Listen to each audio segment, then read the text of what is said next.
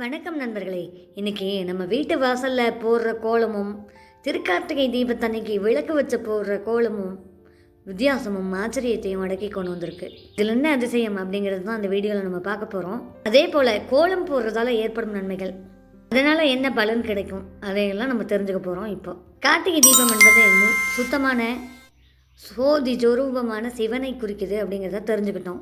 அண்டம் முதல் ஆன்மா வரை நமக்குள் இருக்கும் இருளை நீக்குவதற்காகத்தான் திருக்கார்த்திகை தீபம். அந்த நாளில் வைக்கிற ஒரு தீபம் கூட 10 நாள் வைக்கும் தீபத்துக்கான 10 தீபத்துக்கான புண்ணியத்தை கொடுக்க வல்லதுன்னு சொல்கிறாங்க. அப்படி ஒரு விளக்கு ஏற்றிட்டா போதுமா 10 விளக்குக்கான புண்ணியம் கிடைக்குமா? அப்படின்னா நாங்கள் 1000 விளக்கு ஏற்றுவோம் அப்படி தானே. அதுலேயும் கோலம் போட்டு விளக்கு வச்சா, பழங்காலத்தில் கோலம் என்பது, வாசல் கோலம் என்பது சக்தி, சாந்தி, மங்களம் வர வைக்கிறதுக்கான ஒரு அழைப்பு. முக்கியமாக காலையில் கோலம் போட்டால் நேர்மறை ஆற்றல் கூடும். நம்ம எல்லாருக்குமே நேர்மறை சக்திகள் நம்முள் பெருகும் அப்படின்னு ஒரு வழக்கம் இருக்குது. இந்த திருக்கார்த்திகை தீபத்தில் ஏன் கோலமும் தீபமும் சேர்ந்து முக்கியம் அப்படின்னு சொல்கிறாங்கன்னு தெரிஞ்சுக்கலாமா?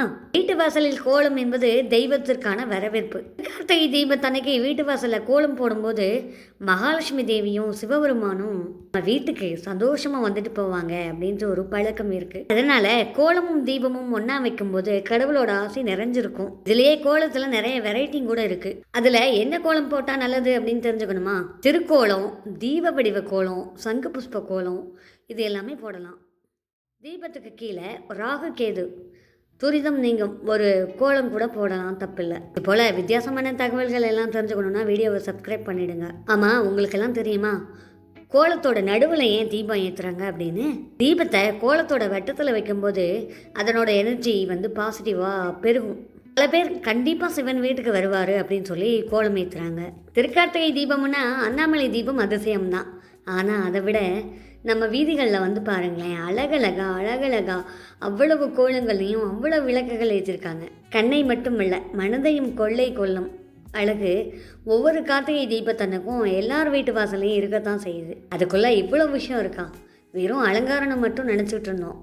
இப்போ இவ்வளோ விஷயம் இருக்குன்னு தெரிஞ்சுக்கிட்டீங்களா? இன்னும் இருக்குது, வீடியோவை ஸ்கிப் பண்ணாமல் பாருங்கள். கோலத்தையும் தீபத்தையும் பற்றி பழங்கால சாஸ்திரங்கள் சொல்லுவது என்னவென்று உங்களுக்கு தெரியுமா? வாங்க தெரிஞ்சுக்கலாம். கோலமே மங்களம், தீபமே அருள், இரண்டும் சேர்ந்த இடத்துல தெய்வம் நிற்கும்னு பொருள். இந்த திருக்கார்த்திகை தீபத்தில் நம்ம வீட்டு வாசலில் என்னவெல்லாம் கோலம் போடலாம்னு சொல்லியாச்சு. ஆனால் எத்தனை விளக்கு ஏற்றணும் அப்படின்னு இன்னும் சொல்லலை. கோலத்தின் நடுவில் 5 தீபங்கள் ஏற்றலாம். 5 தீபங்கள்னால் என்னென்னு புரியுதா? பஞ்சபூதங்கள் 11 விளக்குகள் ஏற்றலாம் அப்படின்னு சொல்கிறாங்க.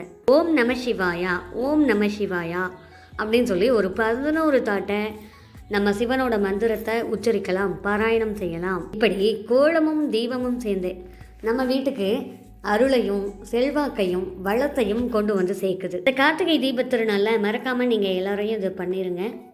வீட்டில் மகிழ்ச்சி, சந்தோஷம், மன அமைதி எல்லாமே பெருகி எந்த குறையும் இல்லாமல் எல்லாம் நிறைவாக இருப்பீங்க.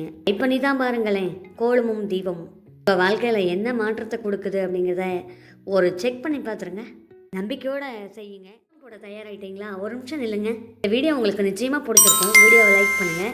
உங்கள் நண்பர்களுக்கும் பகிர்ந்து இந்த தகவலை உங்கள் நண்பர்களும் தெரிஞ்சுக்க வைங்க.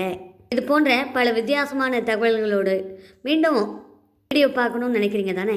மறக்காமல் தேநீர் கதைகள் யூடியூப் சேனலை சப்ஸ்கிரைப் பண்ணிக்கோங்க. தேநீர் கதைகளுக்கு பேராதரவு வழங்கி கொண்டிருக்கும் அனைத்து நண்பர்களுக்குமே எங்களின் மனமார்ந்த நன்றி. மற்றும் ஒரு சிறந்த தொகுப்பில் உங்களை சந்திக்கும் வரை உங்களிடமிருந்து விடைபெறுவது